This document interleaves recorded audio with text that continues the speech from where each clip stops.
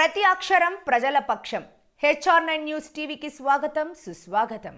Communist party CPI రాష్ట్ర వ్యాప్తంగా పిలుపులో భాగంగా సిపిఐ కడప జిల్లా బద్వేల్ మండల సమితి ఆధ్వర్యంలో తహసీల్దార్ కార్యాలయం ముందు ధర్నా నిర్వహించారు. ఈ సందర్భంగా వీరశేఖర్ మాట్లాడుతూ కూటమి ప్రభుత్వం ఇచ్చిన మాట నిలబెట్టుకోవాలని, అర్హులైన ప్రతి పేదవాడికి పట్టణంలో 2 సెంట్లు ఇంటి స్థలం, పల్లెల 3 సెంట్ల స్థలం, 2 ఎకరాల సాగు భూమి ఇవ్వాలని, అన్యాక్రాంతమైన ప్రభుత్వ భూములను స్వాధీనం చేసుకుని అర్హులైన వారికి పంపిణీ చేయాలని సిపిఐ జిల్లా కార్యవర్గ సభ్యులు వడ్డమాను వీరశేఖర్ డిమాండ్ చేశారు. ఇప్పటికైనా రాష్ట్ర ప్రభుత్వం ఇచ్చిన హామీ మేరకు ఇంటి స్థలాలు లేని నిరుపేదలకు పట్టణాల్లో 2 సెంట్లు, గ్రామీణ ప్రాంతాలలో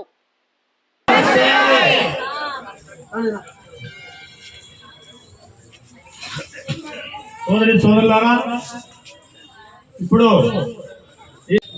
రాష్ట్ర వ్యాప్తంగా నివసిస్తున్నటువంటి పేదలందరికీ ఈరోజు వ్యవసాయ భూములు, ఇంటి పట్టాలు ఇవ్వాలని చెప్పి భారత కమ్యూనిస్టు పార్టీ సిపిఐ రాష్ట్ర సమితి పిలుపులో భాగంగా ఈరోజు బద్వేల్ ఎంఆర్ఓ కార్యాలయం ముందర ఈ యొక్క ధర్నా కొనసాగిస్తూ ఉన్నాం. మరి రాష్ట్ర పార్టీ జనవరి 2వ తారీఖు నుంచి 9వ తారీఖు వరకు మొత్తం వ్యక్తిగత అర్జీలన్నీ కూడా పెట్టించడం జరిగింది.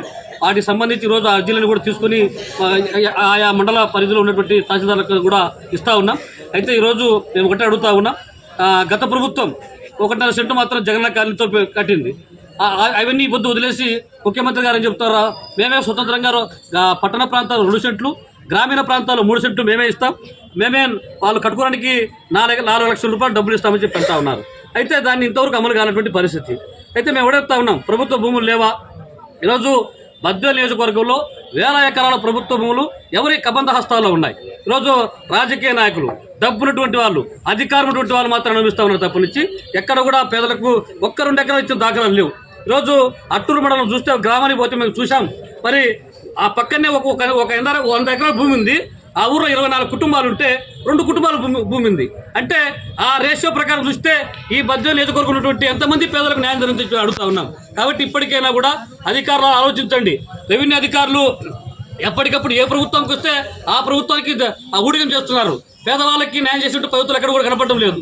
మరి కమ్యూనిస్టు పార్టీగా మేమేదైనా కూడా ఈ పేదలకు న్యాయం చేసేట్టు ప్రభుత్వంలో ఎక్కడైనా ప్రభుత్వ భూముల్లో గుడిసెలు వేపిస్తే వాటిని మేఘాల మీద వచ్చి పీకేస్తున్నారు, కాల్ చేస్తున్నారు, కేసులు పెడతా ఉన్నారు. మరి ఏమది వాళ్ళకు ఒక న్యాయము మాకు ఒక న్యాయం ఏంటి? అంటే పెద్దలకు ఒక న్యాయము, పేదలకు ఒక న్యాయమా? ఇది సరైనది కాదు. కాబట్టి ఆలోచించండి. ఎక్కడైతే పేదలు నివసిస్తున్నారో అక్కడే వాళ్ళకు హక్కులు దఖలపరచాలని చెప్పి అడుగుతా ఉన్నాం. అదేవిధంగా అన్యక్రాంతమైనటువంటి కబ్జా అయినటువంటి ప్రభుత్వ బంజరు భూములు ఏవైతే ఉన్నాయో వాటిని తక్షణమే స్వాధీనం చేసుకోవాలి. హెచ్చరిక బోర్డు ఏర్పాటు చేయాలి. ఈరోజు శ్రీకొత్తపల్లి లాంటి ప్రాంతాల్లో దాదాపు 250 నుంచి 300 ఎకరాలు ప్రభుత్వ భూమి ఈరోజు మొత్తం అంతా కంచెలేసుకుని, జామాల చెట్లు వేసుకుని బ్రహ్మాండంగా దర్జాగా కబ్జా చేస్తే రెవెన్యూ అధికారులకు పట్టడం లేదు. కళ్ళుండి కబోదులుగా వివరిస్తూ ఉన్నారు. మరి పేదవాడు మాత్రం వస్తే ఎప్పుడు బీకాలా, వీటంటిని ఎప్పుడు లేపాలా, ఎట్లా కేసులు పెట్టాలని చెప్పి ఆలోచిస్తూ ఉన్నారు. కాబట్టి ఒకటి చెప్తా ఉన్నాం, ఇప్పటికైనా కూడా బద్వేల్ పట్టణంలో కానీ బద్వేల్ మండల గ్రామీణ ప్రాంతంలో ఉన్నటువంటి ప్రతి పేదవాడికి, ప్రతి వ్యవసాయ కూలీకి మరి పూర్తి స్థాయి ఇంటి స్థలము, సాగు భూమి దక్కేంత వరకు సిపిఐ అవిశ్రాంతమైనటువంటి పోరాటం చేస్తుందని చెప్పేసి హెచ్చరిక చేస్తా ఉన్నాను. మీ వీరశేఖర్, సిపిఐ జిల్లా కార్యవర్గ.